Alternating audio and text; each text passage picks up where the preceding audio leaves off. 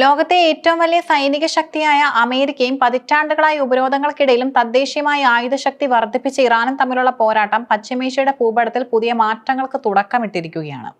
കഴിഞ്ഞ ഫെബ്രുവരിയിൽ ആരംഭിച്ച ഈ സംഘർഷം വെറും ഒരു മിസൈൽ കൈമാറ്റമായിരുന്നില്ല, മറിച്ച് അത് അത്യാധുനിക സാങ്കേതിക വിദ്യയുടെയും കൃത്യതയാർന്ന ആക്രമണങ്ങളുടെയും ഒരു പ്രദർശനമായിരുന്നു. പെന്റഗണും വൈറ്റ് ഹൌസും പുറത്തുവിട്ട എല്ലാം സുരക്ഷിതമെന്ന തിരക്കഥയ്ക്ക് പിന്നിൽ വലിയൊരു സത്യം ഒളിഞ്ഞിരിപ്പുണ്ടായിരുന്നുവെന്ന് മാസങ്ങൾക്കിപ്പുറം പുറത്തുവന്ന ഉപഗ്രഹ ദൃശ്യങ്ങൾ തെളിയിക്കുന്നു. ഫെബ്രുവരി അവസാനത്തോടെ അമേരിക്കയും ഇസ്രയേലും സംയുക്തമായി ഇറാന്റെ ആണവ നിലയങ്ങളെയും മിസൈൽ കേന്ദ്രങ്ങളെയും ലക്ഷ്യമിട്ട് നടത്തിയ ആക്രമണങ്ങളാണ് പശ്ചിമേഷ്യയെ യുദ്ധക്കളമാക്കിയത്. ഇറാന്റെ സൈനിക ശേഷി തകർക്കുക എന്ന ലക്ഷ്യത്തോടെ നടന്ന ഈ വ്യോമ ആക്രമണങ്ങൾ പശ്ചിമേഷ്യൻ മേഖലയിൽ വലിയ പ്രത്യാഘാതങ്ങൾ ഉണ്ടാക്കി. എന്നാൽ ഈ ആക്രമണങ്ങൾക്ക് ഇറാൻ നൽകിയ മറുപടി ലോകത്തെ ഞെട്ടിക്കുന്നതായിരുന്നു. ദീർഘദൂര മിസൈലുകളും ചാവേർ ഡ്രോണുകളും ഉപയോഗിച്ച് ഇറാൻ ഒരു വലിയ പ്രതിരോധ നിര തന്നെ തീർത്തു. ഇറാന്റെ മിസൈലുകൾ ചെന്നു പതിച്ചത് വെറും ഒരു മരുഭൂമിയിലായിരുന്നില്ല, മറിച്ച് Qatar, Bahrain, Kuwait, UAE, Jordan, Saudi Arabia എന്നീ രാജ്യങ്ങളിൽ വ്യാപിച്ചു കിടക്കുന്ന 15ഓളം അമേരിക്കൻ സൈനിക താവളങ്ങളിലായിരുന്നു.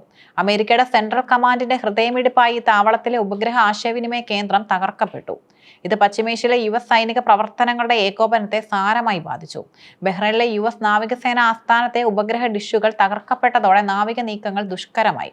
ഇവിടുത്തെ പവർ പ്ലാന്റ് ആക്രമിക്കപ്പെട്ടതോടെ താവളത്തിന്റെ പ്രവർത്തനം പൂർണ്ണമായും തടസ്സപ്പെട്ടു. പുറത്തുവന്ന റിപ്പോർട്ടുകൾ പ്രകാരം 228ഓളം സൈനിക നിർമ്മിതികൾക്കും ഉപകരണങ്ങൾക്കും ഗുരുതരമായ കേടുപാടുകൾ സംഭവിച്ചു. ഇതിൽ അത്യാധുനിക വിമാനങ്ങൾ, പാർക്ക് ചെയ്യുന്ന ഹങ്കറുകൾ, ഇന്ധന സംഭരണികൾ, റഡാർ സംവിധാനങ്ങൾ എന്നിവ ഉൾപ്പെടുന്നു. യുദ്ധം നടന്ന സമയത്ത് അമേരിക്കൻ ഭരണകൂടം വലിയ തോതിൽ വിവരങ്ങൾ മറച്ചുവെക്കാനാണ് ശ്രമിച്ചത്. തങ്ങളുടെ സൈനിക താവളങ്ങൾക്ക് കേടുപാടുകൾ സംഭവിച്ചുവെന്നത് ലോകത്തിന് മുന്നിൽ വലിയ നാണക്കേട് ഉണ്ടാക്കുമെന്നും അവർ ഭയപ്പെട്ടു. ഇതിനായി വാണ്ടർ, പ്ലാനറ്റ് തുടങ്ങിയ പ്രമുഖ വാണിജ്യ ഉപഗ്രഹ ചിത്രീകരണ കമ്പനികൾക്ക് മേൽ അമേരിക്ക സമ്മർദ്ദം ചെലുത്തി. യുദ്ധമേഖലയിലെ ചിത്രങ്ങൾ പ്രസിദ്ധീകരിക്കുന്നത് തടയുകയോ വൈകിപ്പിക്കുകയോ ചെയ്യാനായിരുന്നു നീക്കം. എന്നാൽ ഈ ഡിജിറ്റൽ സെൻസർഷിപ്പിനെ ഇറാൻ മറികടന്നത് സ്വന്തം ഇന്റലിജൻസ് സംവിധാനങ്ങൾ വഴിയാണ്. ഹൈ റെസല്യൂഷൻ ചിത്രങ്ങൾ ഇറാനിയൻ വാർത്താ ഏജൻസികൾ സോഷ്യൽ മീഡിയ വഴി പുറത്തുവിട്ടു. ഈ ചിത്രങ്ങൾ സ്വതന്ത്ര അന്വേഷണ ഏജൻസികൾ പരിശോധിച്ചപ്പോൾ അവയിൽ കൃത്രിമം കണ്ടെത്താനായില്ല.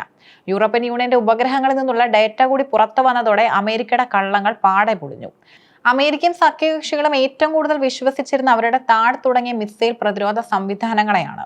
എന്നാൽ ഇറാന്റെ ആക്രമണങ്ങളെ തടയുന്നതിൽ ഈ സംവിധാനങ്ങൾ പരാജയപ്പെട്ടു എന്ന് മാത്രമല്ല, ഇവയ്ക്ക് തന്നെ നാശനഷ്ടങ്ങൾ സംഭവിക്കുകയും ചെയ്തു. ജോർദാനിലും UAEയിലുമുള്ള താഡ് സംവിധാനങ്ങൾ ഇറാന്റെ ഡ്രോൺ ആക്രമണങ്ങളിൽ തകർക്കപ്പെട്ടു എന്നത് അമേരിക്കൻ സൈനിക വൃത്തങ്ങളെയും ഞെട്ടിപ്പിച്ചു. ഈ സംഘർഷം ലോകത്തിന് നൽകുന്ന ഏറ്റവും വലിയ പാഠം അസാമാന്യമായ യുദ്ധമുറയുടേതാണ്. ആയിരക്കണക്കിന് കോടി ഡോളർ വിലമതിക്കുന്ന F-35 വിമാനങ്ങളെയും കപ്പലുകളെയും നിഷ്പ്രഭമാക്കാൻ വെറും ലക്ഷങ്ങൾ മാത്രം വില വരുന്ന ചാവേർ ഡ്രോണുകൾക്ക് സാധിക്കുമെന്നും ഇറാൻ തെളിയിച്ചു. കോടിക്കണക്കിന് വിലയുള്ള മിസൈലിനെ തടയാൻ അതിലും വലിയ തുക ചെലവാക്കേണ്ടി വരുമ്പോൾ കുറഞ്ഞ വിലയുള്ള ഡ്രോണുകൾ അയച്ച് ശത്രുവിന്റെ പ്രതിരോധത്തെ തളർത്തുന്ന തന്ത്രമാണ് ഇറാൻ പയറ്റിയത്. വിരമിച്ച US കേണൽ മാർക്ക് കാൻഷ്യൻ നിരീക്ഷിച്ചതുപോലെ ഇറാന്റെ ഓരോ മിസൈലും ലക്ഷ്യത്തിൽ നിന്ന് വ്യതിചലിച്ചില്ല. ഇത് ഇറാന്റെ സാങ്കേതിക മുന്നേറ്റത്തെയാണ് കാണിക്കുന്നത്. തിരിച്ചടിക്ക് പിന്നാലെ അമേരിക്കൻ സൈനിക തന്ത്രജ്ഞർ പുതിയ നയങ്ങൾ ആവിഷ്കരിക്കുകയാണ്.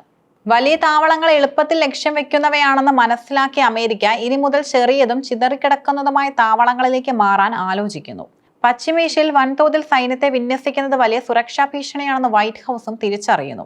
പല സൈനിക കേന്ദ്രങ്ങളിൽ നിന്നും തന്ത്രപ്രധാനമായ ആയുധങ്ങൾ മാറ്റാൻ പെന്റഗൺ ഉത്തരവിട്ട് കഴിഞ്ഞു.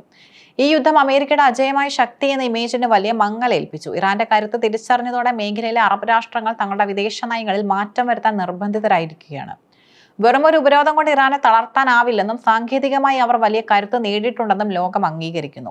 ആധുനിക യുദ്ധം വെറും തോക്കുകൾക്കോ ആൾബലത്തിലോ ഇടയിലുള്ളതല്ല, അത് വിവര സാങ്കേതിക വിദ്യയുടെയും ഡ്രോണുകളുടെയും ഇന്റലിജൻസിന്റെയും പോരാട്ടമാണ്.